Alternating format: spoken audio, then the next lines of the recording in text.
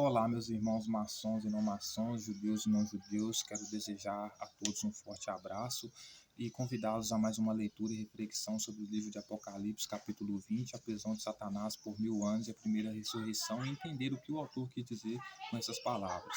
Ele começa dizendo assim: Então vi descer do céu um anjo que tinha na mão a chave do abismo e uma grande corrente.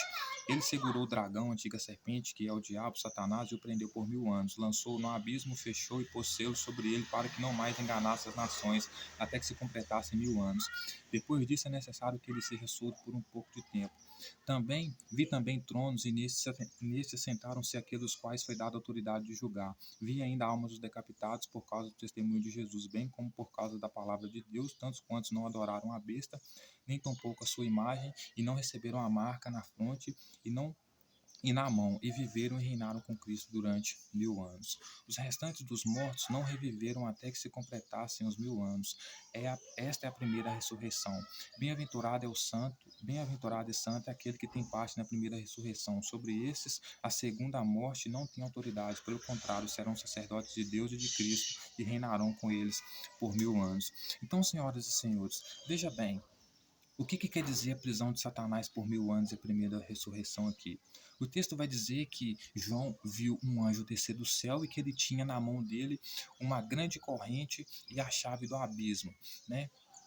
Então, o que quer dizer abismo aqui? O abismo aqui quer dizer um lugar escuro, né? Esse lugar escuro aqui nada mais é do que o cativeiro. Porque esse anjo de Jesus aqui, esse anjo que desceu do céu aqui, nada mais é do que um discípulo de Jesus, certo? Tanto que Jesus fala pros judeus lá, né? Quando vão prender ele, né? Vocês acham que se eu não quisesse, eu não pediria ao Pai, ele me enviaria uma legião de demônios para batalhar contra vocês? Né? Ou seja, os anjos aqui são os seguidores de Jesus, os serventes de Jesus aqui, né? Então, o texto vai dizer que João vai dizer que ele viu um anjo descer do céu, ou seja, descer do céu aqui ao templo de Jerusalém, descer do templo de Jerusalém com uma corrente, né, e a chave do abismo. Justamente por quê? Porque Jesus pretendia levar, no dia da vinda do Filho do Homem, que seria a vinda dele para a tomada do templo de Jerusalém, o dia da vingança, ele iria levar as pessoas cativas, né? Então, ter uma pessoa que tem a chave, a corrente do abismo aqui, nada mais é do que um dos seus discípulos tendo a chave, a corrente para aprisionar essas pessoas, né? E jogá-las no cativeiro, certo? Aí o texto vai dizer que ele segurou o dragão aqui era a pessoa da qual Jesus exercia autoridade, né? Então não prendeu o dragão, apenas segurou o dragão.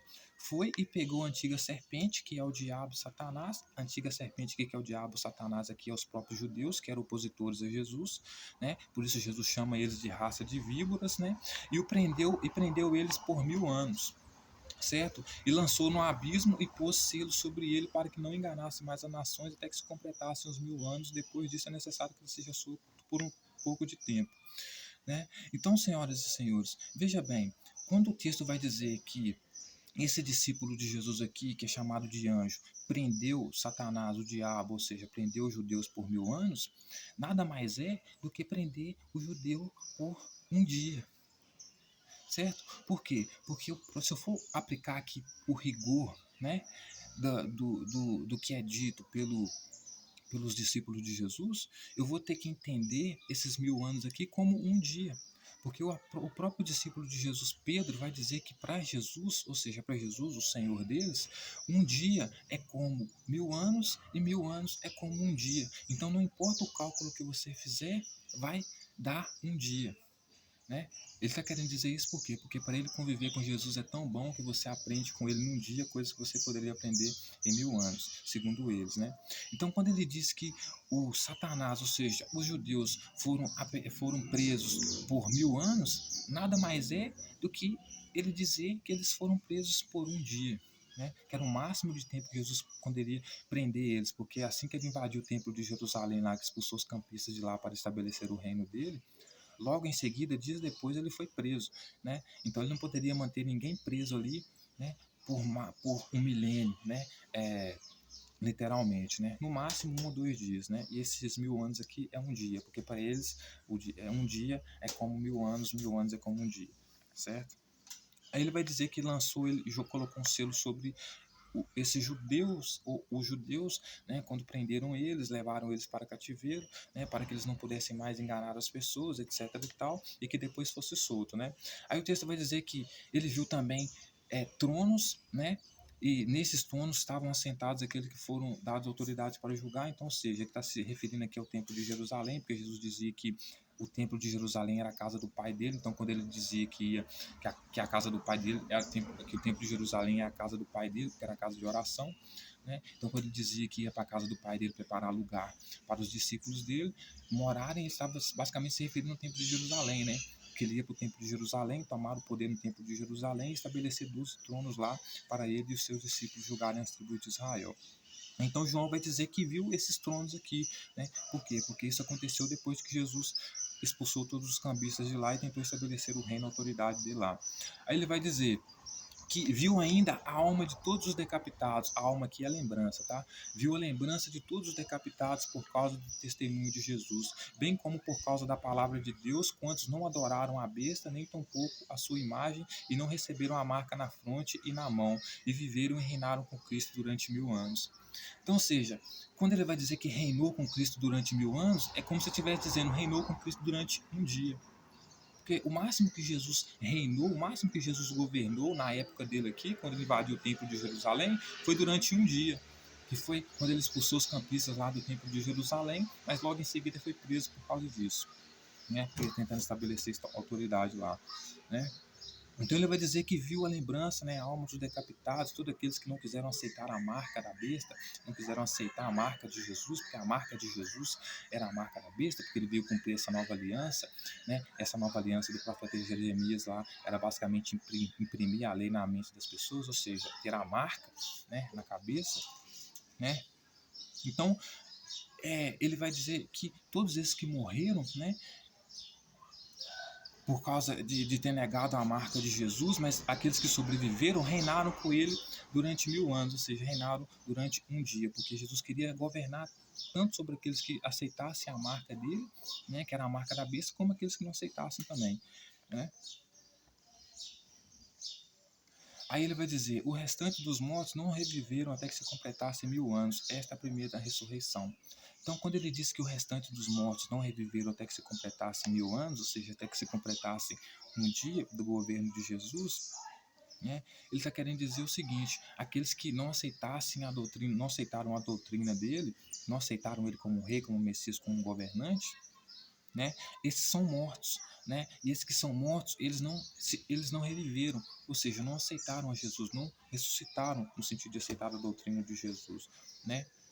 E esta era a primeira ressurreição, né? Até que se completassem os 1000 anos. Essa era a primeira ressurreição, porque a primeira ressurreição nada mais era, né, do que as pessoas que eram consideradas mortas por não seguirem o movimento de Jesus, ressuscitassem portanto, passassem a seguir o movimento de Jesus, porque isso era a ressurreição, né? Aí ele vai dizer, bem-aventurado e santo é aquele que tem parte na primeira ressurreição. Então, ou seja, aquele que bem-aventurado é aquele que aceitou a doutrina de Jesus, que seguiu a doutrina de Jesus. Sobre esses não haveria segunda, não, sobre esses a morte, sobre esses a segunda morte não teria autoridade, pelo contrário, serão sacerdotes de Deus e Cristo e reinarão com ele durante 1000 anos. Então, ou seja, reinarão com ele durante um dia, né? Porque foi isso que aconteceu, reinaram durante um dia só, né? Então, todos aqueles que tiveram parte na primeira ressurreição, ou seja, que aceitaram nascer de novo no sentido de aceitar a doutrina de Cristo, sua autoridade, etc., esses não iriam ter parte na segunda morte, né? Que a segunda morte seria o quê? Seria eles serem jogados no fogo, né, do inferno, seriam queimados vivos, né, por não aceitarem a doutrina de Cristo, né? Então, esses aqui não iriam passar pela segunda morte, esses que foram ressuscitados, que aceitaram a doutrina de Cristo, né? Porque eles seriam sacerdotes de Deus e de Cristo e reinariam com ele durante 1000 anos, ou seja, reinariam com ele durante um dia, né? Aí ele vai continuar dizendo que viu o dia do juízo de Deus, né? E viu um grande trono lá e nele estava sentado aquele que todos fugiam dele, né? Aí ele vai dizer que viu também os mortos, os grandes, os pequenos, postos diante do trono, né? Aí vai abrir, Jesus vai abrir o livro da vida lá e julgou todos, né, segundo a sua obra, ou seja, confrontando Paulo, que dizia que as pessoas eram salvas pela graça. João está dizendo aqui no dia desse juízo final que já aconteceu, as pessoas foram julgadas segundo a sua obra, por causa de Jesus, e essa obra delas estava escrita no livro da vida de Jesus, né? Aí ele vai dizer que a morte e o inferno foram lançados no lago de fogo, porque essa é a segunda morte, então, ou seja, as pessoas que não aceitaram a doutrina dele, que não quiseram ressuscitar, aceitando a doutrina dele, né, foram queimados vivos, jogados no lago de fogo, né? E também todo aquele que não foi escrito, não foi achado escrito no livro da vida. Aí o texto vai dizer que foi criado um novo céu, uma nova terra, e quem fosse herdar esse novo céu e essa nova terra, que no caso os judeus não fariam parte, né, seriam aqueles que vencessem, né? Aqueles que vencessem queriam herdar essas coisas, que era esse novo céu, essa nova terra, né? Porque as primeiras coisas se passaram, então não tinha mais os judeus lá, e nesse reino de Jesus aqui, né, nessa nova terra aqui, nesse novo céu, nessa nova terra aqui, não ia participar os incrédulos, ou seja, aqueles que não acreditassem nele, aqueles que fossem abomináveis, os assassinos, os impuros, feiticeiros, idólatras, etc. e tal, né? Porque essas pessoas não poderiam mais frequentar o templo de Jerusalém, que era onde Jesus estava governando, né? Aí o texto vai dizer, senhoras e senhores, que Jesus então vai basicamente estabelecer uma nova Jerusalém lá. E o interessante disso, senhoras e senhores, é que não faz essa profecia para o futuro, né? Dessa nova Jerusalém na qual Jesus estava querendo estabelecer o seu reino dele, né? Ele vai dizer que isso aqui era para os dias dele, né? Tanto que ele vai dizer que não há mais tempo para as pessoas, né? Tanto que ele vai dizer, aquele que é incrédulo, que continue incrédulo, aquele que não crê, que continue não crendo, porque o tempo está próximo, né? Então, aquele que estiver fazendo injustiça, continue fazendo injustiça, ou seja, porque não dá mais tempo de mudar. As coisas estão acontecendo naquele momento ali, né? Então, o reinado de Cristo por 1000 anos aqui, que nada mais é do que um dia, aconteceu nos dias de João, né? A vinda de Cristo aqui, o estabelecimento do reino dele aqui foi nos dias de João, não para o futuro, né? E que ele vai dizer que durou 1000 anos, só que para eles 1000 anos é como um dia. Então, ou seja, durou um dia, né?